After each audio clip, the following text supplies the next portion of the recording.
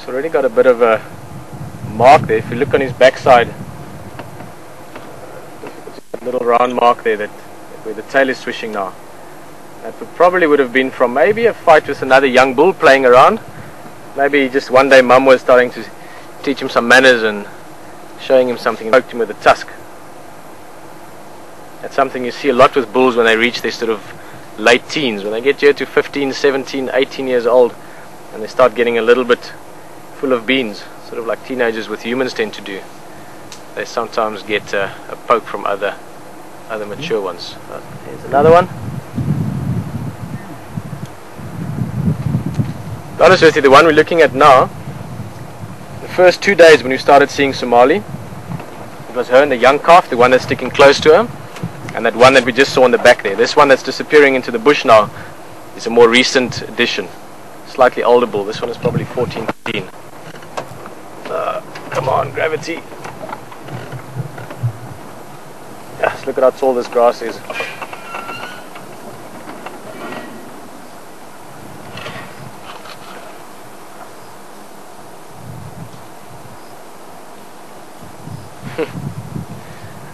Now you see me? No, you don't.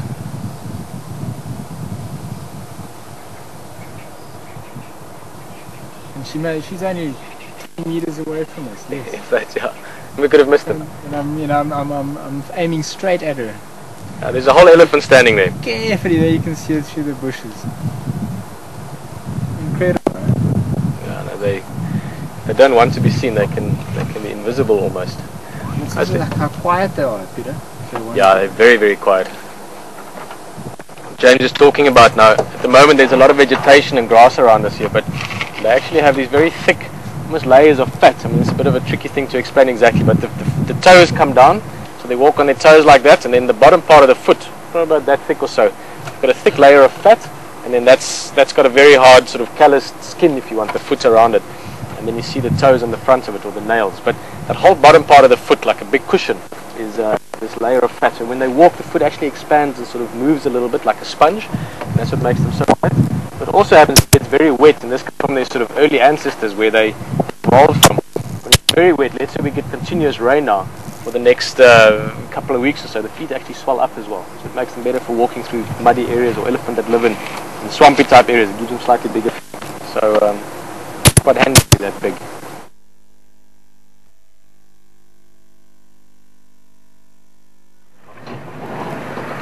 Okay, Jan, just signal messing around with us a bit. I'm going to try and see if we can get around to them again.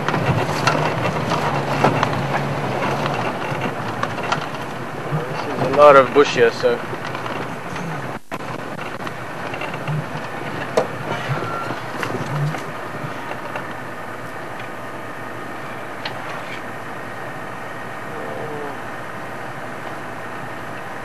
quite tempted to stick around a little bit.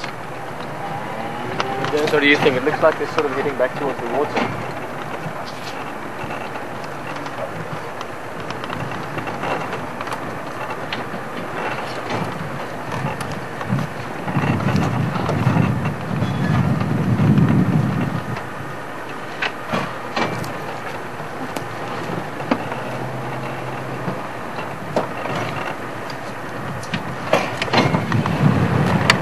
I love the power steering.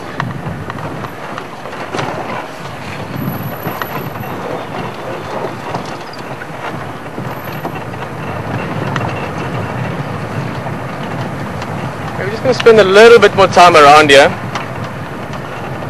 Looks like she's moving further in. Also come and have a look at some of the general game around the waterhole down there, and then see for the next few minutes maybe they come out and have another drink.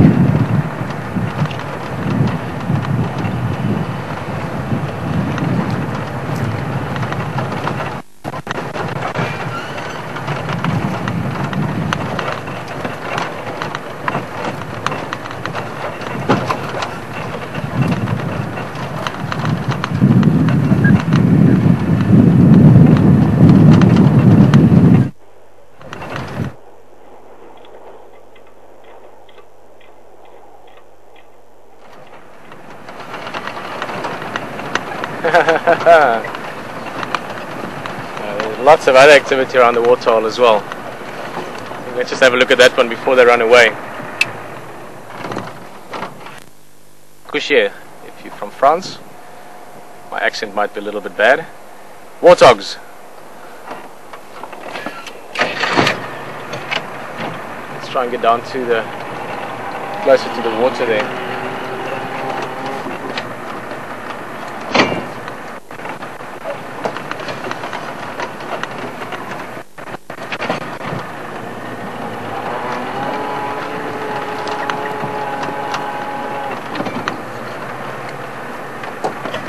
James, that looks prettier. Look at all those impala. Sorry, it's changing my mind as to what we're doing, but see those females in the back are standing all in like a...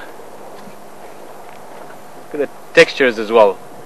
Black horns, black markings on the back side, black tufts on the legs, and then that soft, beautiful grass slowly just swaying in the wind. And then just further back, there you go, you can actually see the cameras there. That's where you get to have a look at the waterhole from. And then just up to the left there was a whole row of females. They're just breaking up slightly now, but it's a herd that's busy walking into this area. This area close to the waterhole, and just behind the camera it's nice and open, sort of a grassy plain area as you can see, and that's a perfect place for animals to spend time on in the late afternoon, and quite often sleep on as well at night. Gives them a little bit of a clear area around them to look around.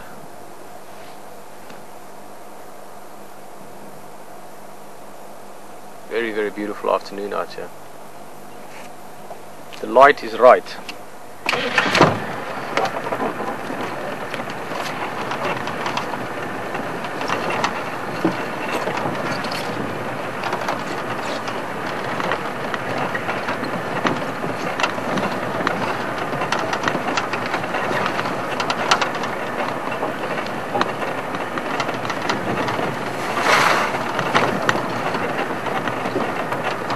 As you can see, we're on the other side of the camera, the other side of the waterhole. Just maybe give you a little bit of a different view, and I think we might even spend a bit of time around here, especially if the baboons come back and these elephants come out again.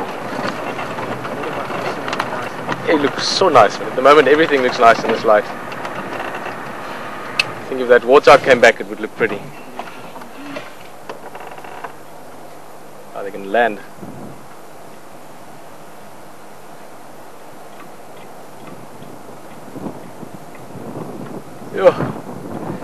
This is incredible light.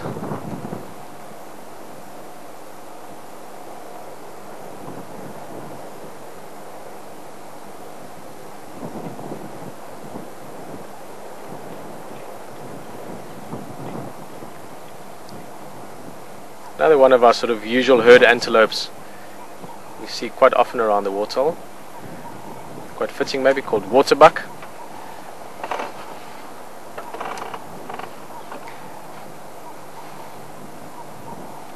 One of those antelopes that you can't really mistake for any other antelopes. They've got a very clear marking, something that's unique to waterbuck only.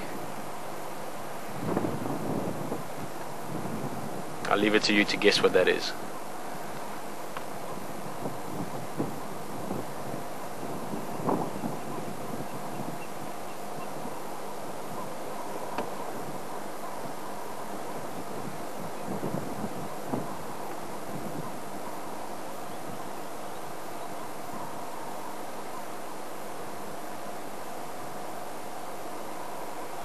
Lazy sound of a turtle dove calling in the background. You can hear a couple of starlings.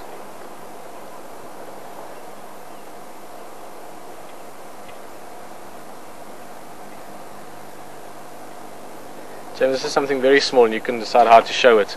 That grass right ahead of us, with the sun catching the tops of it, and it's really caught my attention, the shadows in the lower parts of the grass. Yeah, just there in the back.